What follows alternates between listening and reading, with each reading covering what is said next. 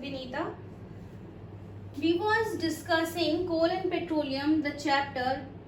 I have covered that topic, that is a coal, in previous lecture. Now it is time to cover the petroleum. Although we know that these all are called as non-renewable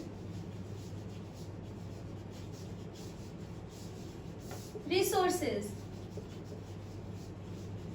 Okay, non-renewable resources means they cannot be retrieved by quick process. Non renewable resources का मतलब वो होता है कि वैसे resources जो बहुत जल्दी वापस नहीं लाए जा सकते हैं, that is called as non renewable resources. So the topic, today's topic is petroleum. Petroleum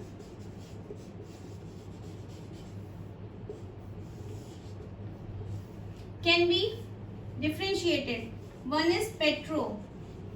Petro means rock or beds of rock. Next one is lium. Oil-like structure, that is called lium. So we can say that petroleum is a form of oil that we are found or we are getting between two rocks. ठीक है, rocks के बीच में जो हमें oil जैसा structure मिलता है, इस स्ट्रक्चर को क्रूड ऑयल कहते हैं. क्या कहते हैं? क्रूड ऑयल कहते हैं. ये ब्लैकिश इन कलर होता है, ब्लैक इन कलर होता है. Okay okay, so have a look how we get petroleum. How we get petroleum. Petroleum is a animal fossil fuel. Petroleum क्या है? एनिमल का फॉसिल फ्यूल है. जब एनिमल जो डेड एंड डिके हो जाते हैं उसके बाद जो बनता है, we got it from sea level. Sea level से मिलता है between beds of two rocks. Like one rock, deposition of sedimentation, rock, and that is rock. Between the rocks we got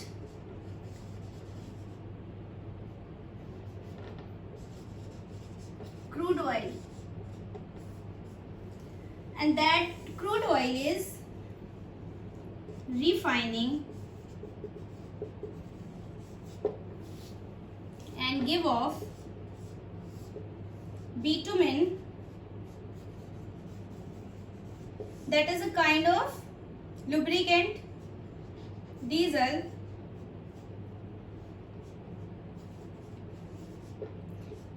kerosene, petrol,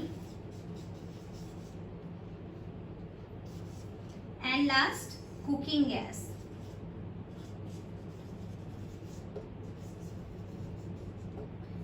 यहाँ पे ये बताने की कोशिश हो रही है कि पेट्रोल कैसे बनता है. पेट्रोलियम एनिमल के फॉसिल फ्यूल से बनता है. जब एनिमल के fossil fuel dead and decay हो जाते हैं, कहाँ पे? सी लेवल पे. जब सी लेवल पे मतलब कि सी का जो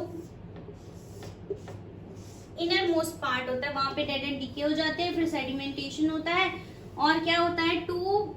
यहाँ पे एक रॉक का सेडिमेंटेशन हुआ, उसके ऊपर आपके एनिमल्स और क्रिएचर्स जो वाटर में रहते थे वो डेड एंड डीके होगा. कुछ प्लांट पार्ट भी हो जाते हैं. उसके ऊपर फिर एक सेडिमेंटेशन की लेयर आ जाती है, तो इनके बीच में जो ऑयल रहता है वही पेट्रोलियम कहलाता है. और यही पेट्रोलियम से कुछ और अपर लेवल पे कुछ गैसेस फॉर्मेशन हो जाता है, और ये गैसेस फॉर्मेशन नेचुरल गैस कहलाती है. ठीक है, यहाँ पे हमने बताया कि पेट्रोलियम को पेट्रोलियम क्यों कहते हैं, क्योंकि ये दो रॉक्स के बीच में पाया जाता है, बहुत ही डेप्थ पे पाया जाता है, सी लेवल पे पाया जाता है, और इसको वेल्स के थ्रू निकाला जाता है, क्रूड ऑयल कहलाता है। ये क्रूड ऑयल क्या होता है, ब्लैकिश इन कलर होता है,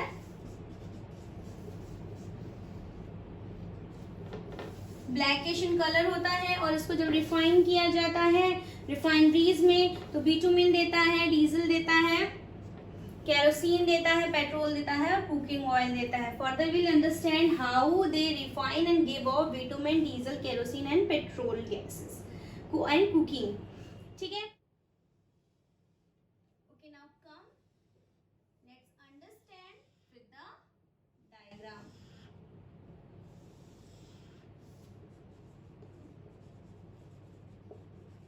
Remains of organism.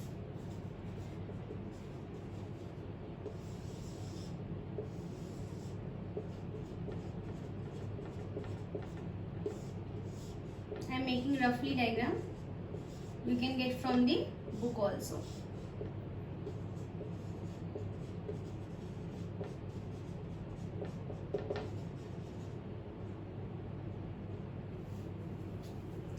Firstly, what will happen? क्या होगा? Marine animal जो होते हैं, marine animal got dead and decay and settled at the bottom of sea. After that they form a layer of, they converted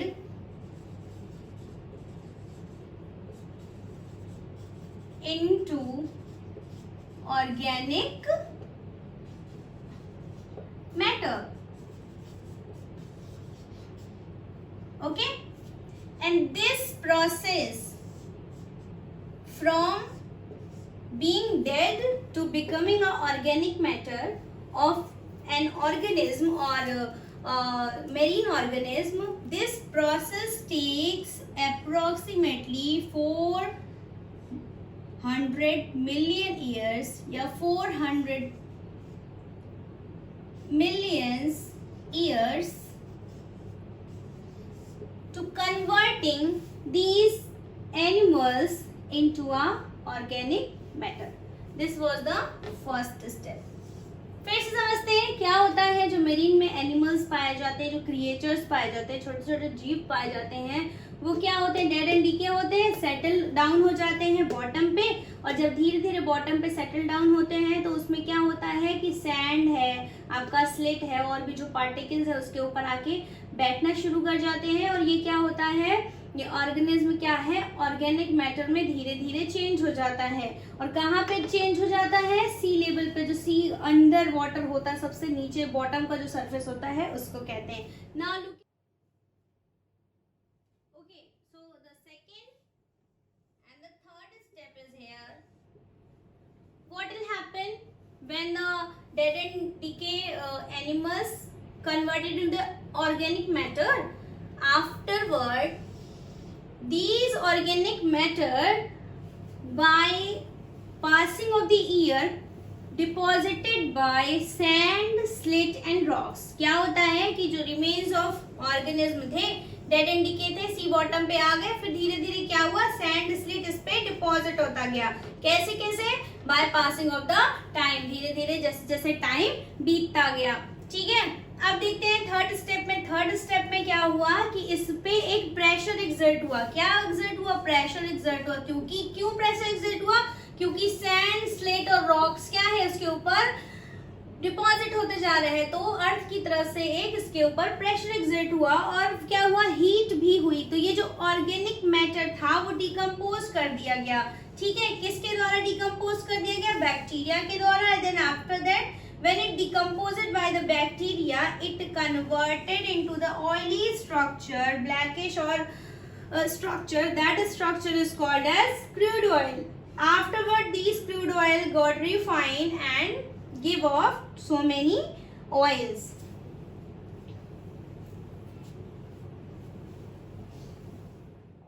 Okay, so the second and the third step is here. What will dead and decay animals converted into organic matter. Afterward, these organic matter by passing of the year deposited by sand, slit and rocks. क्या होता है कि जो remains of organism थे, dead and decay थे, सी bottom पे आ गए, फिर धीरे धीरे क्या हुआ, सैंड स्लिट इस पे डिपॉजिट होता गया. कैसे कैसे? By passing of the time, धीरे धीरे जैसे जैसे टाइम बीतता गया. ठीक है, अब देखते हैं थर्ड स्टेप में. थर्ड स्टेप में क्या हुआ कि इस पे एक प्रेशर एक्सर्ट हुआ. क्या एक्सर्ट हुआ? प्रेशर एक्सर्ट हुआ. क्यों प्रेशर एक्सर्ट हुआ? क्योंकि सैंड, स्लेट और रॉक्स क्या है इसके ऊपर डिपॉजिट होते जा रहे हैं. तो अर्थ की तरफ से एक इसके ऊपर प्रेशर एक्सर्ट हुआ और क्या हुआ, हीट भी हुई. तो ये जो ऑर्गेनिक मैटर था वो डिकम्पोज कर दिया गया. ठीक है, किसके द्वारा डिकम्पोज कर दिया गया? बैक्टीरिया के द्वारा. Then after that when it decomposed by the bacteria, it converted into the oily structure, blackish or structure. That structure is called as crude oil. Afterward, these crude oil got refined and give off so many oils.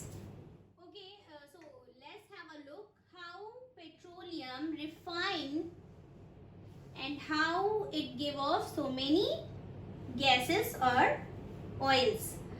Refining of crude oil. When we refine any crude oil, the crude oil is consist of oily dark liquid. जो crude oil होता है वो किस तरह का होता है? oily dark liquid होता है. It has many impurities. ये जो crude oil और इसको हम पेट्रोलियम कहते हैं या कच्चा तेल कहलाता है. crude oil को हम क्या कहते हैं? कच्चा तेल भी कहते हैं. ठीक है, तो ये जो क्रूड ऑयल और पेट्रोलियम होता है, it has so many impurities like water, salt and sand. These are not useful in other ways, but if we talking about the petroleum, it is not useful. And the petroleum also has some complex mixture substance. जो petroleum होता है इसमें कुछ complex substances भी होते हैं, जैसे petroleum gas, petrol, diesel, paraffin wax, kerosene. ये जो प्रोसेस होती है, the process of refining oil and converting into the petroleum gas, petrol, diesel and paraffin wax, this process is called as fractional distillation. ये जो process होती है petroleum को useful patrols और यूजफुल ऑयल गैस में convert करने की, ये प्रोसेस कहलाती है फ्रैक्शनल डेस्टिलेशन. फ्रैक्शनल क्यों नाम पड़ा इसका? फ्रैक्शनल इसलिए नाम पड़ा because when we boil that petroleum in a different points or different boiling point, it give off so many things. Like if we boil petroleum very below temperature, it converted into the bitumen. Bitumen is a sticky substance and it used to making roads and other things. Petroleum or crude oil refines in a distillation tower and give off so many oils और so many gases. आइए हम देखते हैं. ठीक है, fractional distillation हमने बताया, distillation process होती है जिसमें क्या होता है, जो क्रूड ऑयल है, जो पेट्रोलियम होता है, उसको क्या किया जाता है? रिफाइन किया जाता है. रिफाइन करने के लिए इसे डिफरेंट बॉइलिंग पॉइंट्स पे बॉयल किया जाता है. ठीक है, तो हम क्या करते हैं, देखना शुरू करते हैं. ये एक डिस्टिलेशन टावर इसको कहते हैं और ये बहुत ही कॉमर्शियल लेवल पे होता है, लार्ज स्केल पे होता है. ये एक एग्जांपल के थ्रू मैं आपको समझा रही हूँ. और अब देखते हैं, अगर क्रूड ऑयल को हमने बॉईल किया, ठीक है, 20 डिग्री सेंटीग्रेड पर, तो ये कुकिंग गैस कन्वर्ट होगा. अगर 120 पे किया गया तो पेट्रोल देगा और 170 पे तो केरोसिन, 270 पे डीजल ऑयल देगा. और अगर 600 पे देंगे तो शिप फ्यूल फॉर शिप्स मिलेगा. और उससे ज्यादा अगर हम करेंगे, जो उसका नीचे का जो सेडिमेंटेशन पार्ट होता है, जो बहुत ही हैवी वेटेड पार्ट होता है, वो क्या कहलाता है, नीचे आके कलेक्ट हो जाता है. That is called as bitumen. और ये रूट के सरफेसिंग के लिए यूज किया जाता है. ठीक है, यहाँ पे देखते हैं डीजल जो है वो हैवी वेटेड होता है. किससे? केरोसिन से. और केरोसिन थोड़ा सा हैवी होता है पेट्रोल से. और पेट्रोल से बहुत ज्यादा लाइट होती है, क्या, गैस होती है. तो यहाँ पे कंपार्टमेंट किए गए, हैवी पार्ट सबसे नीचे बिलो में आएगा और जो आपका लाइट वेटेड पार्ट है ऊपर जाएगा, गैसेस के रूप में कन्वर्ट हो जाएगा. और एक बात और, ये जो क्रूड ऑयल है ना, फ्यूल सेपरेट है डिफरेंट बॉइलिंग पॉइंट, जो फ्यूल है उसको सेपरेट किया जाता है डिफरेंट बॉइलिंग पॉइंट पर। कुछ गैसेस जब इसको हम बॉईल करते हैं ना, तो कुछ गैसेस बहुत हल्की होती हैं और जो बहुत ऊपर पार्ट में जाके क्या हो जाती है, गैदर हो जाती हैं। ये गैसेस क्या कहलाने लगी है, इथेन और प्रोपेन गैस कहते हैं, लाइट वेटेड गैसेस होती हैं। और जैसा कि हम जानते हैं पेट्रोलियम का, कोल का और नेचुरल गैस का, और मोस्टली पेट्रोलियम का बहुत ही कॉमर्शियल लेवल पे बहुत ज़्यादा यूज़ हो रहा है, कोल का भी हो रहा है, नेचुरल गैस का भी हो रहा है। लेकिन अगर हम पेट्रोलियम के रिस्पेक्ट में बात करें तो पेट्रोलियम का जो कॉमर्शियल लेवल पे यूज हो रहा है, इसलिए इसको लिक्विड गोल्ड भी कहते हैं। This is all about the petroleum. So before finishing that chapter, let's have a quick recap. In that chapter we have understand or we have learned that there are fossil fuel, that is called as coal and petroleum. Coal and petroleum are non-renewable resources. Okay, coal is getting from the plant and petroleum is getting from the sea animals. इस chapter में हमने ये पढ़ा कि fossil fuel क्या होते हैं जो एनर्जी देते हैं, और fossil fuel के हमने एग्जाम्पल पढ़े coal and petroleum. Coal and petroleum में हमने ये पढ़ा कि कोल एंड पेट्रोलियम क्या होते हैं, नॉन रिन्यूएबल रिसोर्सेज होते हैं। कोल जो है वो प्लांट से प्राप्त होता है और जो पेट्रोलियम है वो सी एनिमल से प्राप्त होता है। ठीक है, और हमने ये भी देखा कि कोल जो है हमें प्राप्त हो जाता है तो उससे कोल गैस मिलती है, कोक मिलती है और कोल तार मिलता है। और हमने पेट्रोलियम से देखा बिटुमिन मिलता है, डीजल मिलता है, केरोसिन मिलता है, पेट्रोल मिलता है, नेचुरल गैसेस मिलती है। Is it clear? अभी हम देखते हैं कुछ हम टॉपिक्स पे बात कर लेते हैं। What is a carbonisation? Carbonisation क्या होता है? To converting dead plant into a coal, that is called as carbonization process. वो प्रोसेस जिसमें डेड प्लांट को कन्वर्ट कर दिया जाता है, किसमें कन्वर्ट कर दिया जाता है, कोल में कन्वर्ट कर दिया जाता है। इस प्रोसेस को हमने क्या कहा, कार्बोनाइजेशन कहा। अभी देखते हैं fossil fuel. What is a fossil fuel? Fossil fuel is a type of energy और विच प्रोवाइड एनर्जी और heat, that is called as fossil fuel. Fossil fuel can be categorized into two parts, that get from the dead plant and that can also get from the dead animals. Okay, after that what is a fractional distillation? अभी हमें बात करनी है कि fractional distillation क्या होता है। अभी हमने तुरंत पढ़ा है separating useful component from petroleum, that is called as fractional distillation. Fractional distillation वो होता है जिसमें जो पेट्रोलियम को उसके यूजफुल कंपोनेंट में लाइक डीजल, केरोसिन, बिटुमिन और पेट्रोल के रूप में उसको कन्वर्ट कर देना, that is called as fractional distillation. Now come to the resources. Resources are two type, one is renewable and second one is non-renewable. Renewable means renewed by rapid cycle. We can get the example of water. If water get evaporate, it makes cloud condensed and after that it get precipitation. So water cycle will be consist. There will be no loss of water. मतलब कि यहाँ renewable resources में ये बता रहा है कि अगर वो रिसोर्स खत्म हो गया तो वो तुरंत रैपिड साइकिल के द्वारा वापस हो जाता है। जैसे कि पानी है, पानी उड़ा, बादल बना, बादल बन के उसने बारिश कर दी, फिर से पानी हमें मिल गया। Non renewable resources that can not be renewed by the rapid cycle, it takes so many millions of year, that is called as non renewable resources. Example is coal and petroleum. Thanks to all. नमस्कार।